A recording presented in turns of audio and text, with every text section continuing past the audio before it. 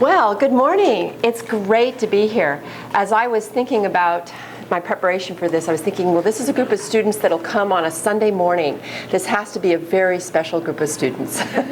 So I'm really very happy to be here with you. And I just want to say, I know we're going to end at the end of the day, talk about careers and nutrition. One of the things that I think I really love about my job is working with college students, working with people who are excited about what's going to happen to them next. And maybe at some point in your life, you'll end up working with college students too, but it's a wonderful aspect of my job. So to begin with today, we're going to start off talking about acculturation. I thought I'd put it a question that might grab you a little bit. Does acculturation make our immigrants sick? And we're going to talk about what acculturation is. I don't know if you're all familiar with the term, but what I'm meaning here when I'm saying that, it's a process of adopting adopting values, attitudes, beliefs, and practices of another culture. So what do you think about this question? Do you think that acculturation to the United States culture is something that causes our immigrants to become sick, to get diabetes, to become overweight? What do you think about that topic, that question?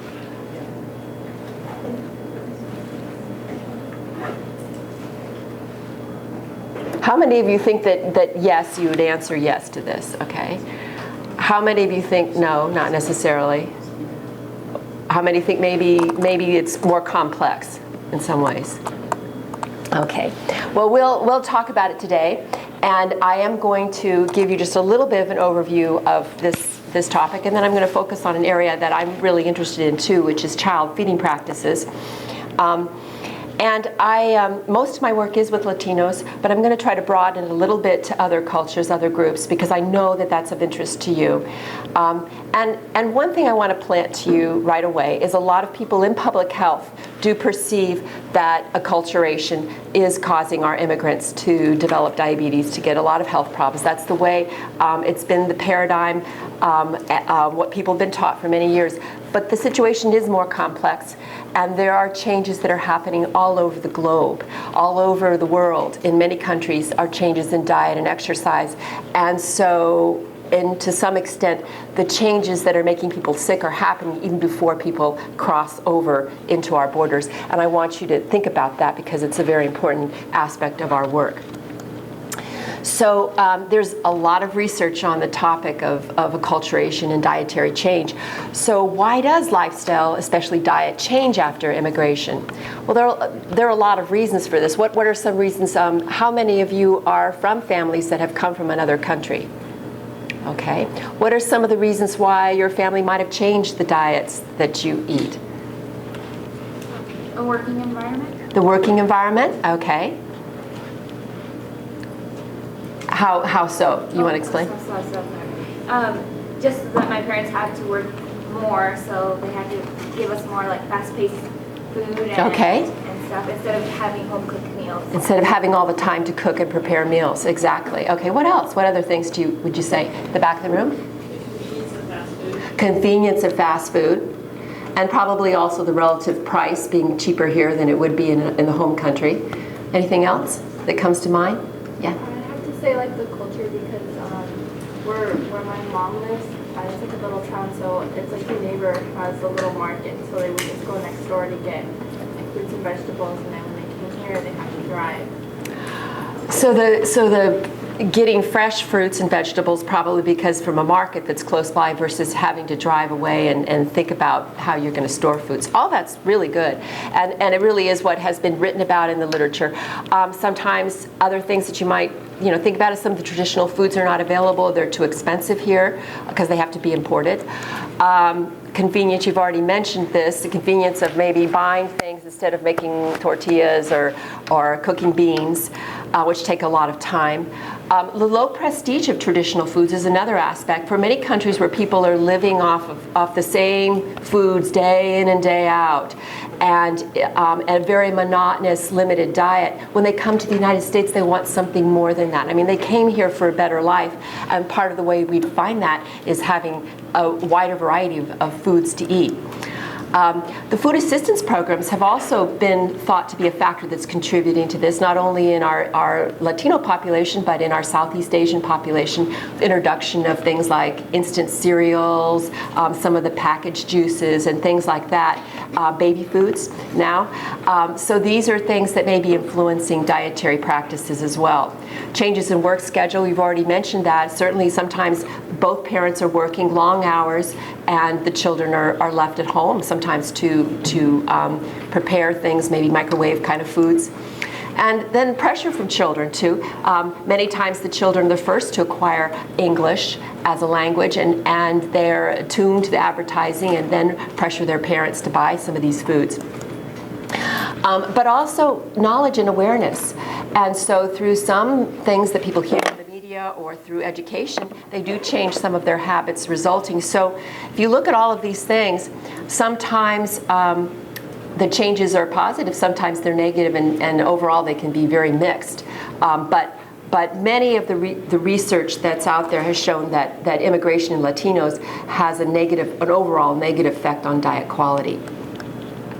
Now, this is just a classic example of the kind of research that you commonly see related to acculturation. This is a study that was done in California with more than 11,000 men that were enrolled in an insurance company.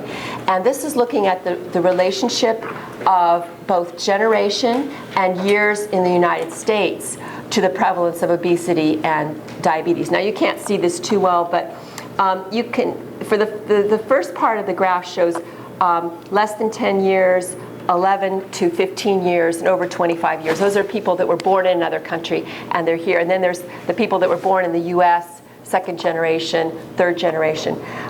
There's a trend upwards, although it may not look so dramatic, in both obesity and diabetes over the longer length of time that immigrants spend in the US, with it becoming sort of leveling off after second and third generation.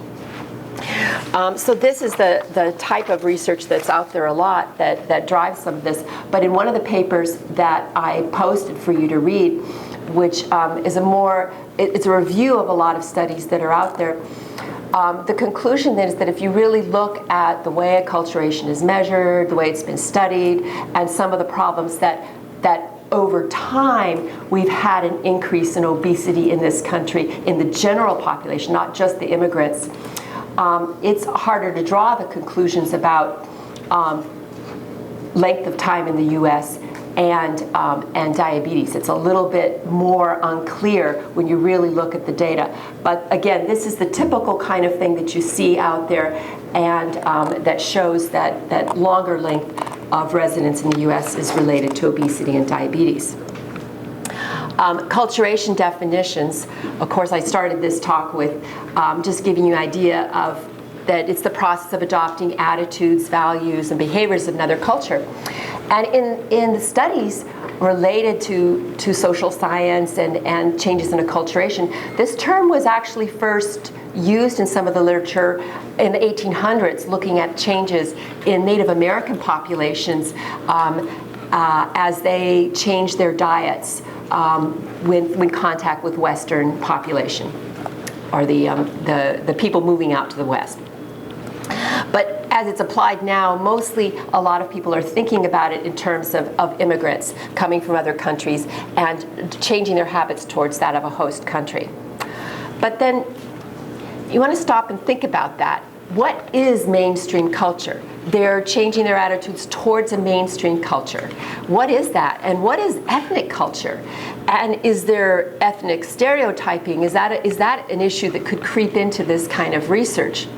Well, I was born in San Francisco many years ago, and I've lived in California for a long time. So I've seen a lot of changes in California over the years, and I can tell you that with the immigrants that have come from other countries, from not only Latin America, but Southeast Asia and Asia, mainstream culture in California is a lot different than it was 50 years ago, 60 years ago, okay? So how do you think about this definition when you think about immigrants coming to California and adopting mainstream culture? how does that strike you in terms of an idea? What are they adopting when they're coming here? What are the influences that these people are adopting? Any thoughts on that? To some extent, it may be that we have a very Latin culture here in California, right? So they're coming from Mexico to adopt another Latin culture. So there's a lot of things that are not so clear-cut about these concepts anymore. And the studies that were done maybe in the 80s that generated a lot of research about acculturation and obesity and diabetes 20 years ago are maybe findings are very different now because the world is changing. California is changing. The culture here in the United States is becoming more like the immigrant culture. And so the research that formed the way we thought about this, maybe some of that's older and we need to change the way we think a little bit. But just to let you know how it's measured, acculturation, there are some questionnaires that are typically used in research that try to get at whether people have maybe an American or Anglo orientation. And these are some examples of some of the questions that you might see in such a questionnaire, like I enjoy English language TV, or I like to identify myself as American. And then people would respond to these questions. One, if that's not at all like me, or 5, if that's extremely often or that's mostly what I like to do. And then they calculate to what extent you're oriented towards American culture. Then on the other side, many of these scales are bidimensional, so they also measure how one might be oriented towards another culture. And so Mexican-oriented questions, they're not exactly the same questions. They're tested and developed to come up a little bit different. And these are just a few of questions that come from a larger scale, the Cuellar scale. But the Mexican orientation is, my thinking is done in the Spanish language. My friends are mostly of Mexican origin. So these questions look at language use. They look at your associations. Who are your friends? Who are the people that you interact with? How do you identify yourself? How do you feel? And so they try to measure these in a consistent way and be able to characterize how people view themselves and to get an idea of the measure of acculturation. But in the studies that are done, there's also a lot of studies where they haven't put in a longer scale of 20 items to try to measure how people feel about themselves. And they use birthplace, language, how long they've lived in the United States, and their generation status to give you an idea of how acculturated they are. But there is peril in going this way because these are proxies, or they're some reflection, but they don't really give you a very good idea, a full idea of how people are in terms of their beliefs and practices. And just for an example, there are people that are born here in the United States, so they would be second generation, but they may well be fully Spanish speaking because they haven't been assimilated into the broader culture. And so if they were classified as by their language preference, they might look they might look less acculturated because they're Spanish speaking, right? But they're born here. And so they may have many of the food practices and everything else of the United States. So just using these proxies may not give you a really good idea. In fact, some of the highest risk people in terms of chronic disease are those that are born here but remain speaking another language because they haven't been assimilated into the broader society. Now, the studies that related to acculturation then are often inconsistent because they've used different measures. Sometimes they use the full scales, sometimes they use these proxies, and sometimes people don't really understand what they're getting when they're trying to measure this, and that's why it's somewhat difficult. A lot of research has looked at a number of behaviors like breastfeeding, intake of fruits and vegetables, fat and sugar intake, and then other lifestyle factors like smoking, alcohol, and physical activity. And there's a couple of other things that are important to understand here, is where people come from may influence the outcomes. For example, studies have shown that women, Latino women that are born in Puerto Rico, have lower rates of breastfeeding than some of their counterparts living in New York, because there's a lot of promotion going on in New York, and breastfeeding rates in the islands are very low. So acculturation for Puerto Rican women can actually be associated with more breastfeeding once they come here. On the other hand, women coming from rural Mexico, where they breastfeed a lot down there, and then they come here and live in an urban environment, begin to work and receive formula from WIC, breastfeeding may go down in this population. So it's important to understand where people come from. The other point that often makes it inconsistent is gender, is male and female, and so sometimes a behavior like smoking may be different in men than it is in women. They're affected differently by acculturation. So there are many reasons why it's the instrument, where people are coming from, and also gender differences. Physical activity is an interesting one, because actually leisure time physical activity goes up as people become more acculturated.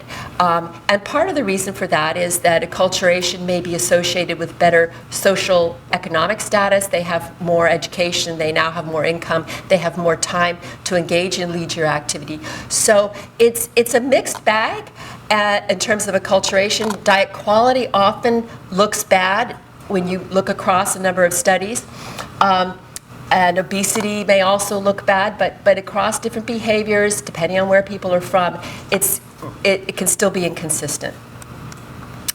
So acculturation effects, and this is actually one of my new favorite studies on this topic that I wanted to share with you today, because this was a study that was done across Mexico and the US. And rarely, when people look at acculturation, are they going from the full spectrum, comparing people in Mexico to people in the United States. They usually look at just what's happening on this side of the border. But this is based on national data from Mexico. It had a Mexican population from their national studies, and then 3 in red from the US, Mexican born but living in the US, US born but of Mexican heritage, and then non-Hispanic white. And so what they found is that in all of the US populations, there's greater intake of saturated fat, sugar, desserts, salty snacks, and pizza and French fries, and so on. A lot of things that probably are contributing to a poorer quality diet, or evidence of it because of the nutrients involved. But there's also more lower fat meats, fish, higher fiber bread, and low fat milk. So there are some mixed changes. So acculturation, if you compare national studies, shows that there are some things that are changing for the positive, as well as some things that are changing in the negative direction. But after one generation, the influence of a Mexican diet is virtually lost on the population. So those people that are born here really have diets that are much more like the population here than they do of their parents. But then I want to show you just a little bit from this study so that you can see what it looks like. This is one of the slides that I prepared from the study and unfortunately they only had funds to look at the women and children across these national samples. But the bar to the far left is Mexican women, then Mexican American, the women that they were born in Mexico but living in the US. Mexican American were born in the US, second or third generation, and then there's white women.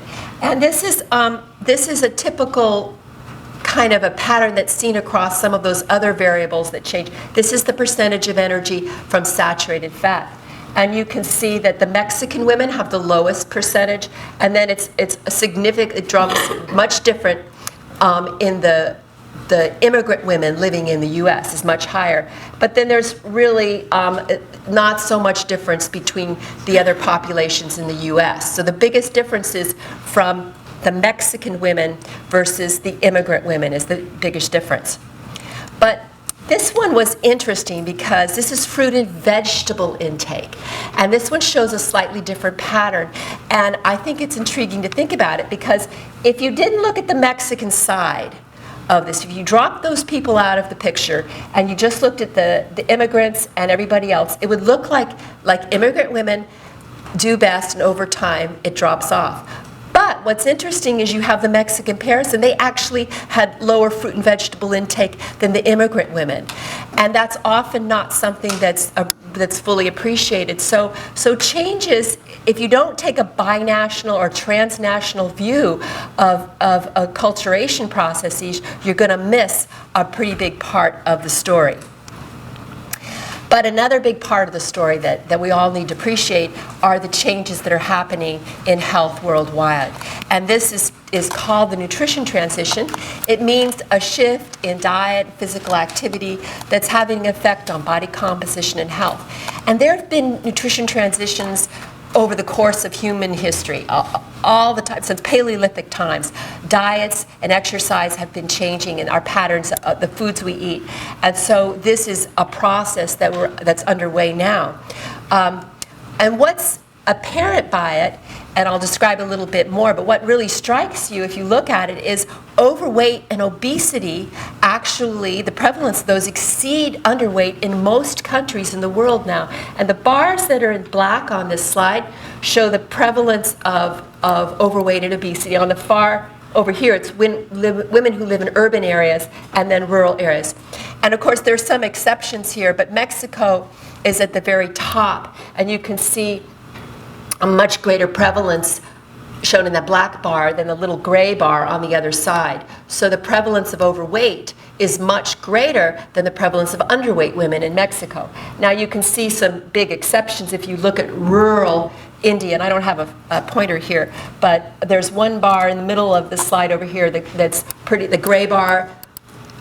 Many more women, of course, in India are underweight than they are overweight. So it's not the case across the globe. But it's rather striking to see how much overweight and obesity among women exceeds underweight in many, many parts of the world. So this is a growing issue that I think will be very important in the next 50 years. So what is driving it? Well, the diets become sweeter, higher in animal fat and processed foods. Activity patterns at home and at work are shifting towards lower energy expenditure. And lower food prices, modern technology, and urbanization, all of these are playing a role in changing diets overall. And so just to give you another example, this is another culture that I've worked with in Samoa. I was a Peace Corps volunteer many years ago, right out of college. That was my first job. I went to work as a science teacher in the South Pacific. And many years ago, the people in the islands their predominant diet was really the traditional foods, the starchy tubers, the taro, the tamu, which are high in fiber, high in potassium, very low in sodium. They had a lot of tropical fruits. They used the leaves from the taro leaves, leafy greens, and so the diet was high in vitamin C and vitamin A and folate, a lot of other vitamins. But over time, in the last 30 years in the islands, diets have changed, and this is true in many parts of the South Pacific, in other territories as well, is that there's been a substitution of a modern pattern of eating that has the sausage, the eggs, cheese and milk and butter and margarine, and then things with the highly refined carbohydrates, rice, instant noodles, bread, cereal, pancakes, and chips, replacing some of the starchy tubers. So this was a traditional diet that was based on some of the starchy foods plus fish and tropical fruits being replaced by a diet like this. And over the course of time, diabetes has really skyrocketed. This population, the South Pacific Islanders, probably have one of the worst situations in the world in terms of obesity and diabetes. But the blue bars show what the prevalence of type 2 diabetes was in American Samoan adults in 1990. And by 2002, you can see it's almost doubled in women, and they really have they're really in very dire straits. Interestingly, American Samoa has a diet that's much more acculturated than the independent nation of Samoa, and the rates of diabetes are somewhat lower in Samoa. But in Mexico and Latin America, the diets have changed profoundly over the last 3 decades as well. Their national studies in 1988 showed that 23% of the energy was from fat, and it was 30 in 1999. Overweight and obesity changed from 33% of the population to more than 60% in 1999 and continues to rise.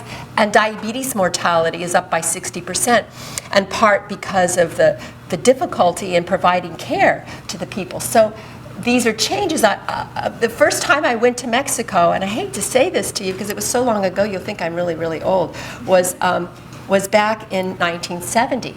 And mostly you saw a lot of, if you saw restaurants, they were little traditional Mexican restaurants. People, really, you didn't see a lot of the fast food outlets. And many years later, back, I think around 2000, I went back to Mexico, and I was astonished to see in some of the villages and places where I'd been, there were Burger King, there was Starbucks. All of those things have changed and come to Mexico. And so those are changes that are occurring in the past 30 years, and we need to appreciate the changes that are happening in the home countries of our immigrants, because it isn't the case that their diets change just when they cross the border into the U.S. That process is going on worldwide, all over the globe. But nevertheless, despite the fact that those diets have changed, you still see a lot of poverty. You see food deprivation, lack of access to food. I'm going to talk about food security a little bit later on this morning. And so immigrants, especially those that are coming here because they don't have jobs and because they're coming from poor areas, they maybe face a history of food deprivation. So how does that influence the way they feed their children? We've done some focus group and some studies with this, and some of the work that we've done in California with our immigrant population is about 40% say they experience some degree of hunger as children. And at least half say that gives them the desire to give their children better quality food, things they didn't have when they were in Mexico. They say it may mean that they eat less of the foods, those traditional foods that they had to eat all the time if they were forced to eat tortillas and rice, and maybe they don't want to eat some of those here. Some also say it makes them want to eat compulsively, go out to the buffets, fill up their plates because they experienced some food deprivation. And now you can get a huge plate of food and it doesn't cost you a lot of money. One of the comments from the focus groups we did, this is what one person said about how it feels. When people didn't have enough to eat in their childhood, practically on looking at food, one automatically goes back to the time he didn't, and he feels the anxiety, the hunger, and he says, I didn't have enough to eat, so I'm going to serve this child a huge plate of food. And so I think we need to look at this in terms of our immigrants. What was their experience in Mexico? How does that influence the way they look at food now? And how does that influence the way they feed their children? And certainly when they come here, they're bombarded with advertisements. And if you're shopping with your children in the store, and your child is English speaking now because they're hearing all this, they go to things like this and then demand, ask mother to buy these things. And parents who maybe have a little more money to spend, and wanting to give their children something they didn't have, these are some of the psychological factors that may drive some of the changes. Another ad that I always like to show is how advertising is specifically directed towards some of our immigrants. This is a Spanish ad in a grocery store near the vegetable section where CocaCola is promoting serving this with the meal. And in the back you can't see this too well, but it's this nice family, this whole idea that it's going to conserve a family meal, but make sure you put a bottle of Coca-Cola on the table along with it. So these are the things these are the perspectives that people will see when they're shopping in the stores. So we did a study, research, to look at how some of the child feeding practices might change between Mexico and the U.S. And this was a binational study. This study has been important to us because we're now launching an intervention in Central Valley in Fresno, and the findings that we had from this study are now being incorporated into an educational program that we'll be testing for the next 5 years. So sometimes you have to go through many different years of studying and understanding the problem before you can really feel like you have a pretty good handle on what you want to focus on in an intervention. So we did cross-sectional interviews. This took place in May and October of 2006. That's quite a number of years ago. I had a graduate student from Mexico who worked on this project. And we had 95 families in Ventura County, and then we had about 107 in Querétaro, which is Guanajuato area, a small town, and then San Gregorio, which is a village. So we had a town and a village in Mexico, and then an urban area in the U.S.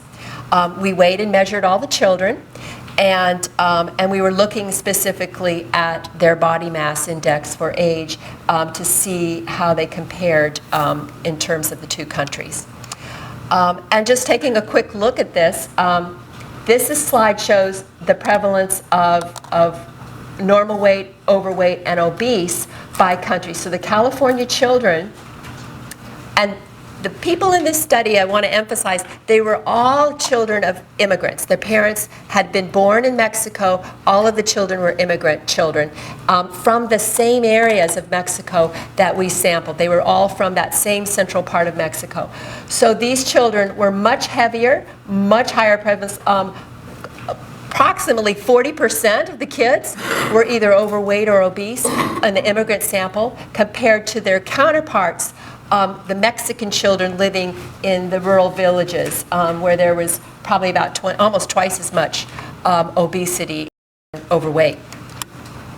I want to mention too, though, and I'm going to talk about food security in a few minutes, that many more people in Mexico, 75% of the population said they didn't have enough access to foods for a healthy, happy diet, healthy diet. And whereas in California, many more people were 40%. 40% were experienced food insecurity compared to about 75% in Mexico. Now, when we developed a scale to look at the differences in food patterns, the immigrant children consume more cheese, more pizza, hamburgers, fried chicken, hot dogs, cereal, and instant noodles. These are a lot of these dietary changes that have been reflected in the national studies, and we picked it up in this sample as well. Where on the other side, the Mexican children still had a much more normal diet for Mexico, fried beans, tortillas, rice, and a number of other items. But these were the things that really stood out and were significantly different across the two samples. So the immigrant children, much more processed kinds of foods. And we found a positive association between the consumption of these foods and body mass index. On the other hand, we found that Mexican foods were associated with a lower body mass index. So that the food habits had definitely changed a lot in the immigrant population. But we also looked at other factors that are related to child feeding within the household. And we found that, that in the U.S., more children are taking food from the pantry. They just go and take food from the refrigerator. There's more child-led snacking in the U.S. than there is in Mexico. There's also fewer family meals in the United States than there are in Mexico. And there's less structure overall to the meals, so that partly because parents might be working and they're working long hours, they're using more of these convenience processed foods that children can grab and eat right away, that those things are changing. The way they feed their children has changed. Now we took this to the community where we're planning to do our intervention, and we shared the results with them and asked them what they thought was causing childhood obesity to verify what our findings were against in an immigrant population. And the things they said were they think their children are getting less exercise here because there's less walking. They don't work on the farm like they used to in Mexico. Mothers have less time, both parents are working. A lot of these things that you've mentioned earlier today and we've talked about. They felt the poor quality of U.S. foods, not fresh, has a lot of chemicals. They felt local variety of foods are also an issue. That in many of the small towns in Central Valley, and this study was carried out in Firebaugh, which is in the middle of Fresno. There's, again, I think you mentioned that people have to drive to places to get a healthy diet, and if you don't have transportation, it may not be as accessible to you. Fast food is not good for your health. They recognize this. But they also say parents give in too easily. They just give kids what they are asking for. They're tired, they're working hard, and they want their children to have some things that they lack. So they recognize all these. But they also, and this will make Sherry a little upset here, they blame the schools for introducing these foods to the children. Now that's their perception, and there are many other things that are changing in life in the United States, but they see the transition to school as being key in terms of the change of their movement of their children away from their traditional diets. And just to give you a quote of what they said, physical activity. Children in the U.S. are more overweight because children in Mexico always walk. For example, in my hometown, they walk to school every day. Here they take the bus or we drive them. On parenting. Sometimes the parents let children buy whatever they want. The child says, I'm hungry, and the mother will let the child eat whatever they want. The child goes to the refrigerator, makes himself a sandwich with plenty of mayonnaise and as many times as they want. There are no rules. And they also say in school, regarding school, in Mexico, whatever you feed them, they'll eat it. Here, they only want what they feed them in school. My daughter tells me, you don't know how to cook like the one at school. She'll call her older brother, bring us a pizza because mom doesn't know how to cook. So you can imagine how that makes the mother feel. And I'm about writing up. So I'm going to wrap up at this point and say that, in summary, while many studies show that acculturation in Latino populations is related to poor diet quality, there are socioeconomic factors that have a very important influence on health as well. And profound changes in diet and lifestyle, the worldwide changes in diet and lifestyle will have a profound effect on health in the next 50 years. So in addition to considering acculturation among immigrants, we certainly need to consider what's going on in the home country and those changes before people come to the U.S. So I think we could stop and have a few questions at this point. What are your thoughts? What would you, questions or comments? Yes. I could sort of relate on how you said that a lot of the companies go to Mexico. So I was there recently in Mexico City, and I remember there was never a Burger King, like close to where I live. And then we were walking with my cousin, and we were like, I'm like, oh my goodness, there's home delivery from Burger King. They'll bring it to your house. They'll bring it to your house? Yeah, and you just call their number and then they'll bring it to your house. I'm like, oh my goodness, they don't even have this over there. And they just opened Carl's Jr. too. So I was telling my cousin, like, wow, this is crazy. I don't remember having all these things when I was there when I was younger. So Yeah. I can totally relate with how you were saying that the companies and stuff are going over to Starbucks. There's one in every corner over there too. Yeah, yeah. It's just, and I think that it's really important if you get a chance to travel in other countries. I think this is a great thing to do after you finish college. Go and see what it's really like there, because I think to be effective in working with the populations here, you really have to understand where they came from, what their history is, and what's going on right now. And it's interesting to see. Yeah, and since it's so new, everybody wants to go and try it out. And Yeah. it kind of turns into a habit. Yeah. That's what I've noticed a few times now. Well, and the other thing too, though, is to keep in mind is that sometimes those foods are still relatively more expensive in Mexico than they are here because you don't have the income. And so you see these beautiful, shiny, stores that look clean, and they look, and it's showing you the vision of something wonderful, but you don't have the money to pay for it. Then you come to the United States, and all of a sudden you do have the money, and you can go out more often. It becomes something that now is affordable, where it was in your face without having the economic ability to acquire it. But here now you see it, and you do have more money. Any other comments or anything that you can attach to any of your experiences, things you've observed? Yes, in the back. Just going on what she said, actually, I was in Mexico this summer, and I wanted to watch a soccer game, so one of my friends took me. It's kind of like a Buffalo Wild Wings.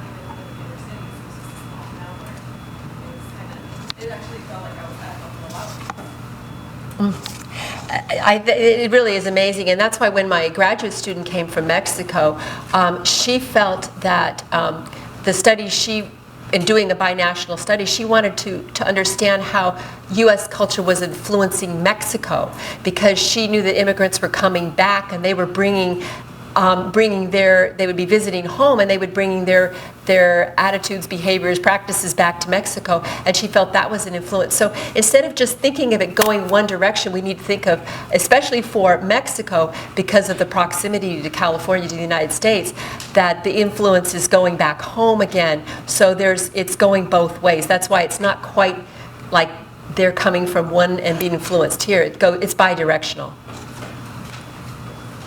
Yes. Are there only studies based on Mexico, or are there studies based on South America or other countries within Central America? Related to acculturation? Well, there are fewer immigrants that are coming from some of those other countries, and many of the studies that are published on Latinos are often a mixed group of people. They may be from Central America as well, and sometimes they're just defined as being Hispanic, and you can't tell. But you raise a very important point. You will probably, in the few studies that are out there, you will see that there are differences in health risks depending on where people come from. And so to come from South America, of course, requires a plane ticket.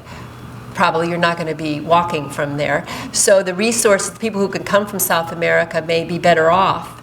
And they're different, they're going to have a different health profile when they arrive than people that are coming closer to the border.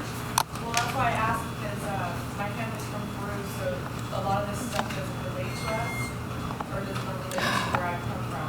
That's why. Well, to tell you truthfully, the changes in nutrition transition are happening all over Latin America. And Peru still has a lot of undernutrition, but there is a growing problem of the other side of it.